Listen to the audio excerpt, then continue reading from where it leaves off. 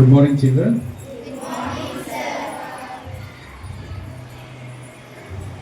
So ఈరోజు మీతోని మాట్లాడడానికి ఇన్కమ్ ట్యాక్స్ అంటే ఏంటో ఆ నాలెడ్జ్ని మీకు అందించడానికి మీరు సత్యనారాయణ గారు సిఏ చార్టర్డ్ అకౌంటెంట్తోని మాట్లాడడానికి ఆ నాలెడ్జ్ మీకు ఇవ్వడానికి మనకు సమయం కేటాయించినందుకు వారి కృతజ్ఞతలు తెలియజేస్తూ ఒక బొకేదార వారికి స్వాగతం తెలియజేస్తుంది. ఇంత రిస్క్ అయిన వారిని కోరి మనం ఇక్కడ తీసుకొచ్చిన వాటిని చాలా జాగ్రత్తగా విని అర్థం చేసుకుంటారని భావిస్తూ ఈ స్టేజ్ని ఒక 1 అవర్ కొరకు వారికి హ్యాండ్ ఓవర్ చేస్తున్నాను. Thank you. Chartered accountant, government hospital దగ్గర ఉంటుంది. సో ఈరోజు ఒక చిన్న ఇప్పుడు ఇది ఏంటంటే మీరు క్లాస్ లాగా సబ్జెక్ట్ లాగా కాదు, చిన్న స్టోరీ లాగా చెప్పుకుంటూ వెళ్దాం మనం. ఆ స్టోరీలో మనకు ప్రాక్టికల్గా ఇంప్లిమెంట్ అయ్యే క్వశ్చన్స్ అని మనకి ఇక్కడ చేస్తుంటాయి. ఇప్పుడు మీరందరూ ఉన్నారు, ఇప్పుడు మీ ఇల్లు గడవాలంటే మీకు ఇన్కమ్ కావాలి, అవునా? ఇన్కమ్ కంపల్సరీ కావాలి. మన ఫాదరు మదరు జాబ్ చేయడం కానీ లేదంటే బిజినెస్ చేయడం కానీ చేస్తుంటారు. సో అలాగే మన దేశం కూడా నడవాలంటే మనకి ఏం కావాలి? ఇన్కమ్ కావాలి. ఇన్కమ్ కావాలా వద్దా? కావాలి. కాబట్టి ఇన్కమ్ కావాలి కాబట్టి అది ప్రజల దగ్గర పన్నుల ద్వారా వసూలు చేసుకుంటుంటుంది. సో మనకు గవర్నమెంట్ అనగానే ఎన్ని గవర్నమెంట్లు ఉంటాయి మనకు? ఎవరైనా చెప్పండి, ఐడియా ఉందా? గవర్నమెంట్స్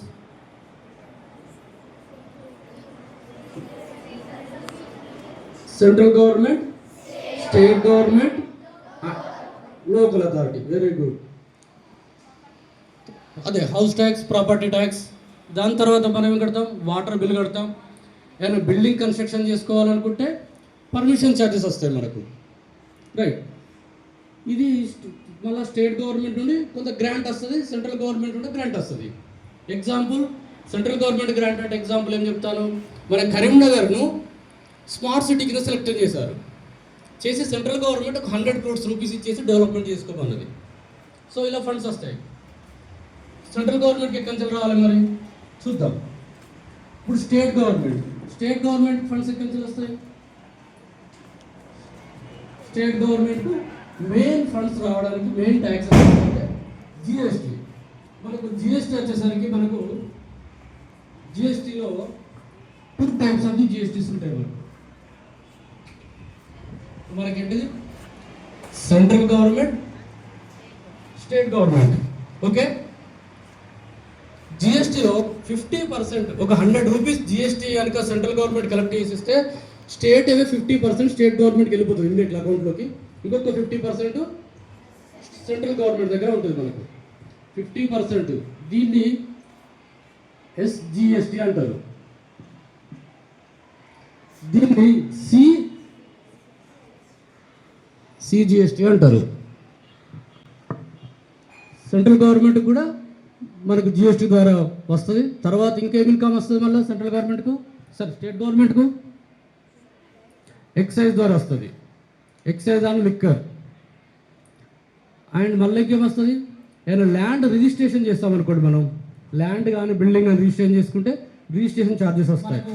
ఎట్లా ట్యాక్సెస్ కలుస్తున్నాయి, ఏది బెస్ట్ ట్యాక్సెస్ మీరు తీసుకురండి అంటే వాళ్ళకు 1 year వెళ్ళేసి రీసెర్చ్ తీసుకొచ్చేసి ఒక ప్రజెంటేషన్ ఇచ్చేస్తే మన వాళ్ళు సెలెక్ట్ చేసిన ఏంటంటే Australia is the best taxes.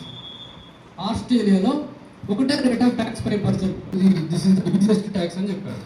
కానీ మన గవర్నమెంట్ ఏమంటుంది అంటే అక్కడ అందరూ ఈక్వల్ పర్సన్స్ ఉంటారు. ఇక్కడ మనకు if a person lives in another country and he's an Indian and he earns nice salary, also he gets taxed. ఇక్కడ 2 types ఉంటుంది మనకు. గవర్నమెంట్ తరఫున వెళ్ళి వర్క్ చేస్తుంటారు, లైక్ మన ఎంబసీ ఆఫీసులు ఉంటాయి. నెంబర్ 2 సాఫ్ట్వేర్ ఎంప్లాయీస్ కూడా వెళ్తుంటూ ఉంటారు, అంటే ప్రైవేట్ మన ఓన్గా వెళ్ళడం ఉంటుంది.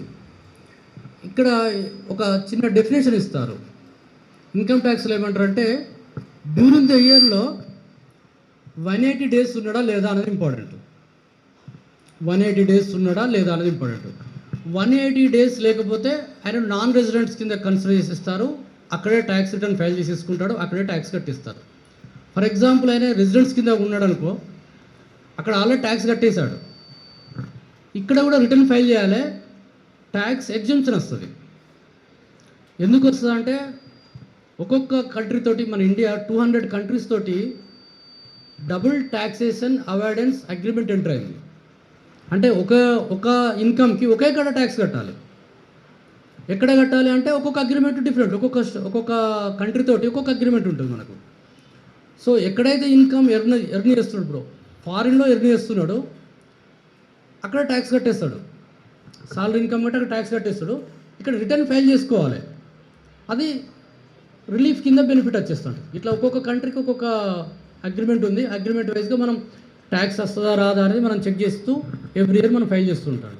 Only children should know about finance and how the Indian government works and how finance department works, and you should have a basic knowledge about that.